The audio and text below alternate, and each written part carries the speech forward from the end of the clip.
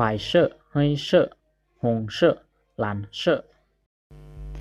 大家好สบายดีทุกๆคนเนาะมื้อนี้ก็พบกับอาจารย์วิระคือเก่าเนาะมื้อนี้อาจารย์วิระจะพาทุกๆคนไปเรียนภาษาจีนเกี่ยวกับสีต่างๆเนาะถ้าว่าพร้อมแล้วเราไปเรียนพร้อมๆกันเลย颜色颜色สี黑色黑色สีดำ粉红色粉红色สีบัว蓝色蓝色สีฟ้า白色白色สีขาว金色金色สีทอง紫色紫色สีม่วง灰色灰色สีเทา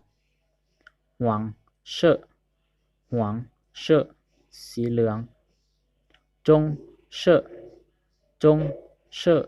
สีน้ำตาล橙色橙色สีส้มหลังจากที่เรียนคำศัพท์ไปแล้วเราก็มาเรียนประโยคนำกันโตระหว่าง A กับ B สนทนา A นี่ว่าว่า这是什么颜色这是什么颜色อันนี้แม่นสีหยังB ตอบว่า这是อันนี้แม่น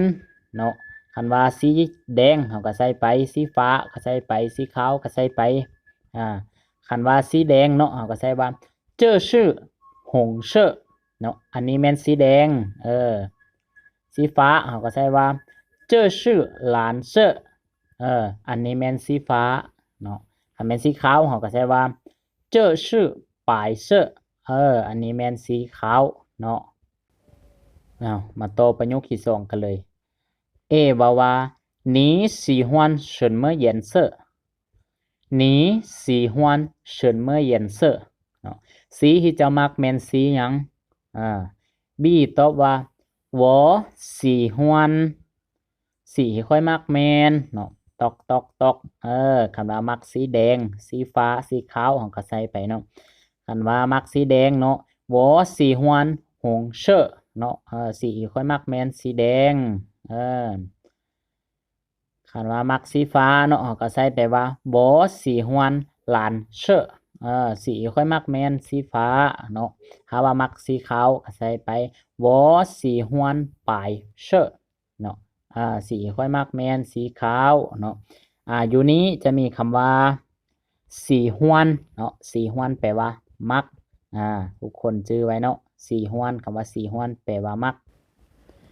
คำว่าสีฮวนตัวนี้เนาะใส่ได้กับทุกกรณีตัวอย่างว่าค่อยมักกินซีนเนาะค่อยมักกินผักค่อยมักลิ้นเกมค่อยมักเตะบาสเนาะค่อยมักหยังก็แล้วแต่เนาะใส่คำว่าสีฮวนเข้าไปเนาะมาเบิ่งประโยคที่3เนาะประโยคสุดท้ายประโยคตัวนี้จะมีคำปฏิเสธอยู่นำเนาะจะมีคำว่าผู้ตัวนี้แปลว่าบ่เนาะA ว่า你不喜欢什么颜色你不喜欢什么颜色สีที่เจ้าบ่มักแม่นสีหยังB ตอบว่า我不喜欢ตอกเนาะสีที่ค่อยบ่มักแม่นคันว่าบ่มักสีใดเราก็ใส่ไปเนาะคันว่าบ่มักสีแดงสีฟ้าสีขาวสีดำสีอื่นเราก็ใส่ไปเนาะคันตัวอย่างว่าค่อยบ่มักสีแดงเนาะใส่ไป我不喜欢红色ค่อยบ่มักสีแดงถ้าว่าบ่มักสีฟ้าเราก็ใส่ไปเนาะ我不喜欢蓝色เนาะค่อยบ่มักสีฟ้าถ้าว่าบ่มักสีขาวเราก็ใส่ไป我不喜欢白色เนาะค่อยบ่มักสีขาวเนาะคำว่าบ่มักสีใดเราก็เอาสีนั้นมาใส่เนาะ大家都学会了吗再见